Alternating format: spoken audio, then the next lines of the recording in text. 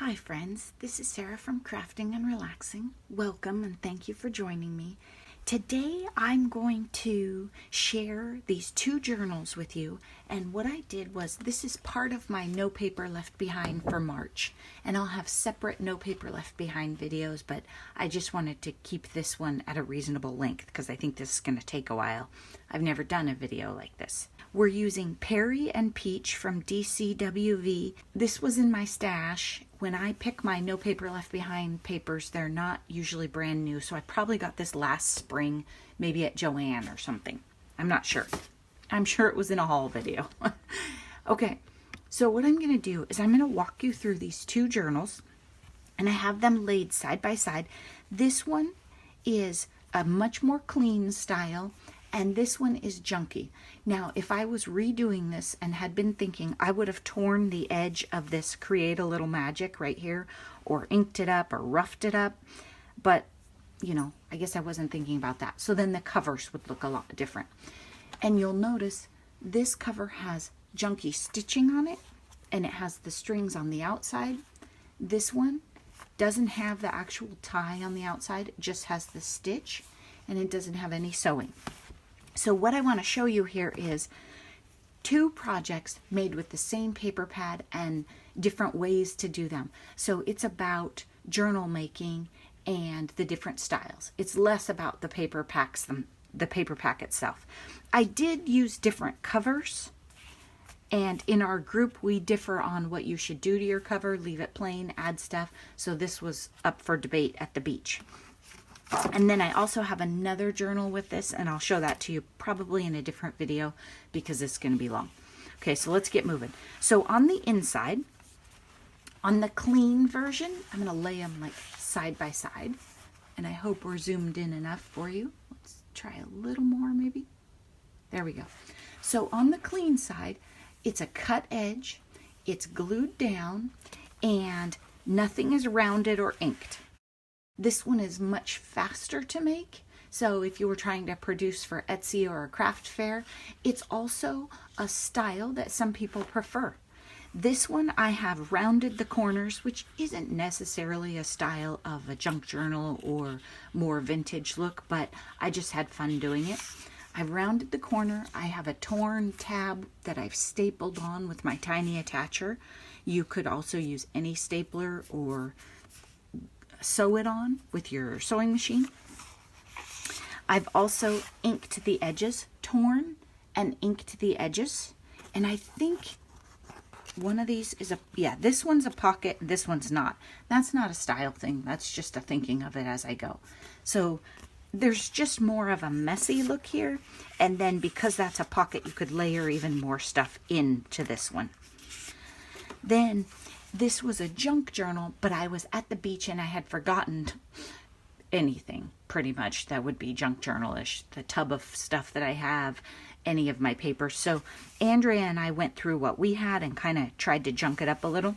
So I have a piece of gray paper here where I've torn the edge and done an embossing folder down the side. I also, if you like it more vintage or inky, you can take your ink and ink up the top, and it won't go down into the embossed lower parts. That's a really neat look too.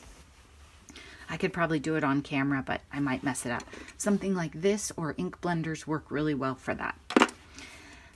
And torn edges again. So the junk journal is going to have a little more stuff in it because I wanted more than just paper from the collection. Does that make sense? And then same here. Then when you turn the page, here's another great example of the different styles. I'm trying to keep it on the same side. So the same exact pieces of paper. This one is a clean edge, nice clean edges, and this one is torn and inked up. And you can see on this one I even used the same exact size paper. This one I went a little wider to give me room to tear it. And then I inked the corners of this. So again, just this one is lighter, more spring. This one gives you more of a vintage grunge look. I like them both. In fact, I think I might lean a little more towards the grunge, which shocks me. I think it was Annie and I that were talking about that because we make cards that are very, very clean style, yet we like the grungy journal, so that's interesting.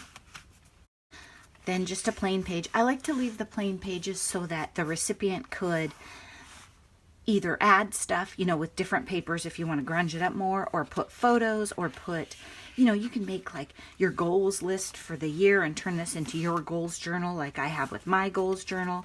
You can do all sorts of things as long as I don't cover up every square inch of it. Here's a page, fairly simple. It's a pocket. This one's rounded and grunged, and this one's completely clean. Okay, but I've used the same exact foil paper on both. Here's another one. And so here's another example of, this one is super clean cut. It's a tip out. I made it so the tape doesn't show. I was experimenting a little with different glues. Then, okay, this page, junk journaling, I glued a little tiny bit of fabric and rickrack on it. I made it so black washi came out from under it, and then it flips and you can write. The edge is torn. I didn't ink it. I don't know. Maybe just didn't think of it. This side, I tore this edge. I thought about, in the junk journal version, tearing a whole bunch of the edges, but I didn't want them all torn because I thought they would just be hard to grab a hold of. And if I had punch borders like Daniela Hayes has, I would have punched down some of those edges too, just so the edges had a lot of variety and they weren't all square. And I considered rounding the corners on this journal, but quite frankly, I had already gone through and made a bunch of the pockets, and the girls and I decided I had already talked myself out of it. So here you can see how you have the clean cut back of the page, and then on this one it shows the other pages through. I like that with the tear. And then this page, the same idea, super clean cut, and then inked all up and messy. And these I did different sizes. I don't know if it was planned or it just happened. Then here's another one where I just inserted something else to junk it up a bit. We were going through our stash. I just took a piece of, I think Andrea had like a sketchbook or something, pulled a piece out, stamped along the edge, inked it, and sewed it in there. You just layer them in before you sew, and I have tutorial video on that. I'll link to that playlist in this description if you want to learn about these. And then here I have a cut apart that this was a journal card that I didn't like, and then cheers glued on top of it, and it's a pocket. Same thing over here, except on this one I inked and stitched, so you just have more texture and dimension going on. You're wonderful. You're wonderful twice. I don't believe that either is a pocket. It just didn't even occur to me, I guess. So this one I tore it down a little bit and inked the edge. And again, it would be much more junky if I was making it for myself and planning to keep it, and if I had remembered to bring all the stuff to the beach. Here's a great example. I really like both of these. So it is a pocket. Let me get you centered. It's a pocket. This one is all torn up and inked. I love how it shows the other paper through. This is inked. I inked around the edge of Live Your Life Out Loud, and this one I made first, so I made it exactly so Live Your Life Out Loud would show right there. And then this one I had more room to work with, and I like how the stripes show a little better. I maybe would have cut that pocket down more. And this is just tucked in there. It says, it's a new day, and I liked the contrast, so I stuck it in there. It would be fun to make journals with the same paper pad and have one no contrast and one more contrast too. I thought about doing that. So this one, cute little torn pocket. This one, bigger pocket, still a pocket, but real nice clean edges. And I think I love the torn pockets because it really accents that it is a pocket and shows the other paper through. You can also take your punch or a pair of scissors or something and cut down part of it and get a similar effect. But I think the inking it up helps. I noticed that I really like my journals torn and inked. Always trust yourself. One is inked, one is super clean. There we go. Nothing too crazy on that page.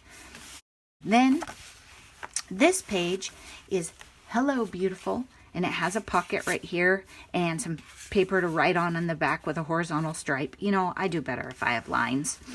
And then this one is junked up. I even got some ink over here by accident. Says, It's a New Day. That's that card that was in the other one. I tore it. I didn't ink it. I don't know why. Did some stamping, stamped a bird I'd never used. I used some stamps I'd never used. I had fun. Inked the edges. And then when you flip it, you see the Hello Beautiful, which is stitched on both sides and is actually, I think, yeah, it's a tuck. Right there. It's a pocket. I guess it's not a full tuck spot. It's a pocket. So, using the same papers, but getting different effects, right? Oh, I like this one. Very clean, triple layer paper. Nice, nice detail. Love it with that foil. And then here's the messy version of it. In my sewing machine, partly due to laziness, I had a gold bobbin because my white bobbin ran out. And then I had white thread in the top. And so I stitched it down one way, and then I didn't get gold, so I flipped it over and stitched it the other way. So I left all the threads because that's how junk journalers rock it, right? You put the threads on there, you leave them. Again, like this one, we have 3 layers of paper, but we also have stitching and torn edge and ink. And then this has inked edges right there. Just a different look, right? You end up with a little bit different style, but the same paper. So that's fun. If you have paper in your stash, my concern was this was 36 pages, right? I needed to get creative. Okay, I think this is one of my favorite pages in looking at the differences in styles and what you can do with it. And a junk journal, you could redo every page and add to it for days and days, right? It's just a different style. So what I'm going to do is in the end, I'm going to do a giveaway. So if you pick this one, you could keep adding. You could keep adding to the clean style one too. It's just preference. Okay, so what I did here is this is a tip up. This one, completely straight lines. This one torn and inked. This one, the washi doesn't show on the front. This one it does. So it tips up. You could journal behind there or put secret pictures or whatever you want to do. This one I have washi down at the bottom too.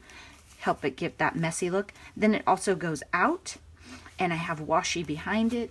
And then on this one, I let the washi wrap around the back a little bit.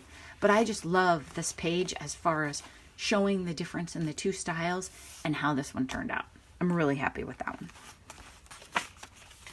I thought it was fun. Okay, here's another one where I tore it.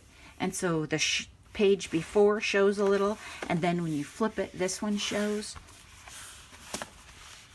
And again, same paper. This one is torn and stitched, and the other one is clean. They're both fun. I mean, if you send them to me in the mail, right, I'd like either one.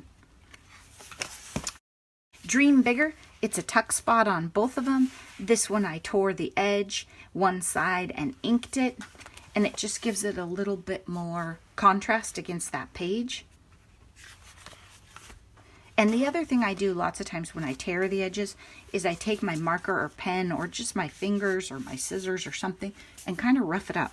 Like I don't want it to lay down all clean and pretty. Then we're inside the back cover. Let's look at this side first.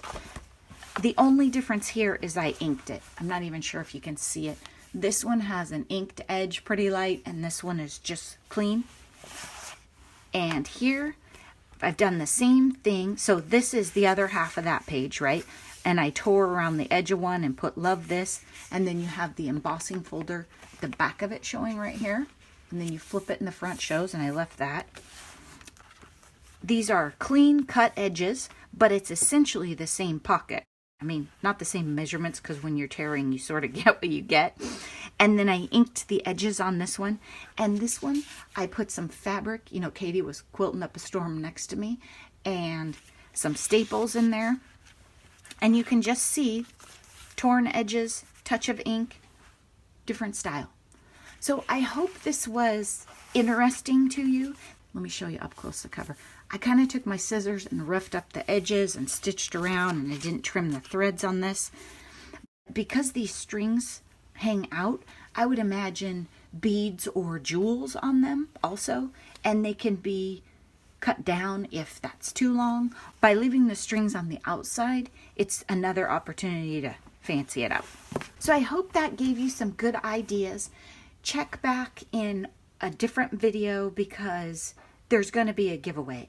Thanks so much for watching and have a great day, and I'll be back again soon because I have a lot of things to show you and I have some giveaways piled up. I'm trying to clean my craft room, so I'm filming as I go. Have a great day and be sure you're taking time for crafting and relaxing in this crazy world. Bye-bye.